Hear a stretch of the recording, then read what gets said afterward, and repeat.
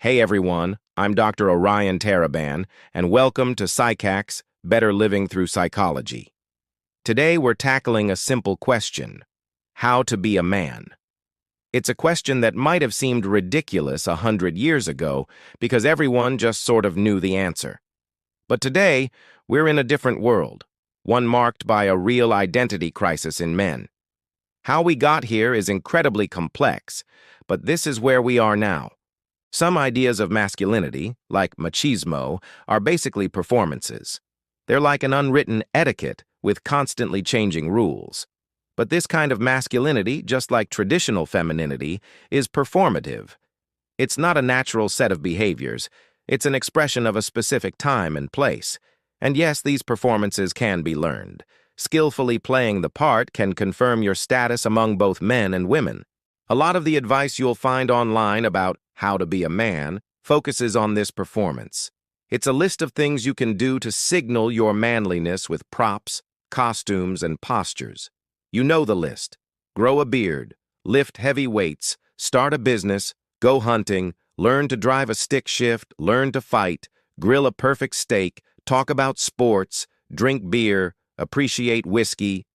The list goes on. Now, I don't have a problem with any of those things. A lot of them sound fun and can be genuinely beneficial. However, I think all those answers miss the point by defining masculinity as just a set of behaviors, as a performance. I have a different take. As you can see, I'm not a very performatively masculine guy. I work with words in a profession that's often seen as feminized. I've never played football or scaled a fish. But when it comes down to it, I believe I'm extremely masculine. This is because what it truly means to be a man is very simple, and it has very little to do with what you do or what you look like. Are you ready for it? To be a man is simple. You need only two things. You need a spine, and you need some balls. That's it. If you have a spine and you have some balls, you're a man. And just to be clear, I'm not talking literally. I'm talking figuratively. It's simple, but it's not easy. Let's break it down. First, what does it mean to have a spine? A spine means you are willing to stand up. Anatomically, you need a spine to stand erect. Figuratively, you need a spine to stand up for what you believe to be true, for who you are in your heart of hearts. This, of course, means you actually have to know what you believe to be true. And that isn't easy. Most of the ideas in our heads were put there by other people, and a lot of that stuff is just garbage.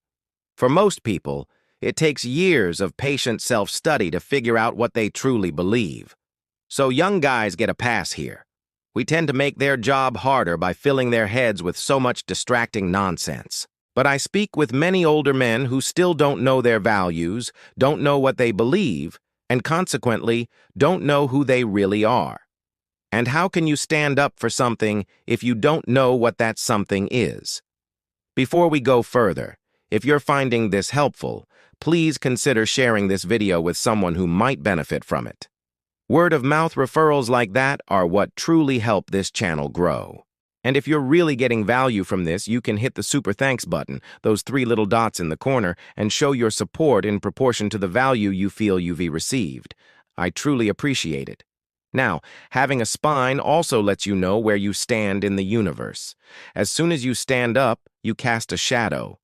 This places you in a specific spot between the sun and the earth. Unless you are perfectly aligned with the light, you can't avoid casting a shadow. This means that as soon as you stand up, as soon as you make it known who you are and what you believe, you will attract opposition. People will disagree with you, disapprove of you, some will even despise you. And the taller you stand, the more some people will threaten, attack, and try to bring you down. This is part of the risk of standing up. It's why we rightly respect people who stand up for what's right, despite the personal cost. What's strange is that the alternative, remaining spineless, isn't so great either. You go through life never really knowing who you are or what you believe in. It often happens that some people do know who they are and what they believe, but they can't find their place in the world because they aren't willing to stand up and say, "This is me."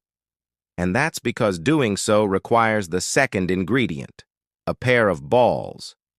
Having a pair means you're willing to suffer the risk that comes with being somebody, a specific individual with values and beliefs. It means putting your money where your mouth is. It means not caring whether people agree or disagree with you, approve or disapprove of you, love or hate you. It means, if necessary, putting your money, your relationships, your career, your reputation, and even your life on the line in service of what you believe to be true. If you have a spine with no balls, you spend your life hiding from your friends, from your romantic partners, and ultimately from yourself. While you can't make someone respect you, you can significantly increase the chances that you will earn respect from other men and from women by having a spine and growing a pair. We respect those who are willing to hold the line and stand for their beliefs, regardless of the consequences. Paradoxically, we are drawn to those who don't seem to care whether we like them or not. On the other hand, we rarely respect or appreciate those who do things just so that we might like them. So, let's recap. If you know who you are, what you believe to be true, and you're willing to stand up and risk it all in the service of those beliefs, in the service of your mission, then congratulations, my friend. You are a man. You don't need to grow a beard, hunt, care about football, or drink everyone under the table. You need a spine and you need some balls. If you have all those other things but lack a spine and balls, then in my opinion, you're not a man. And if you have none of those other things but you do have a spine and balls, you are a full-fledged man. Hopefully, that clears some things up. What do you think? Does this match your own experience? Let me know in the comments below. And if you've made it this far, you might as well like this video and subscribe to the channel. You can also consider becoming a channel member for perks like priority comment reviews or booking a paid consultation. As always, thank you for listening.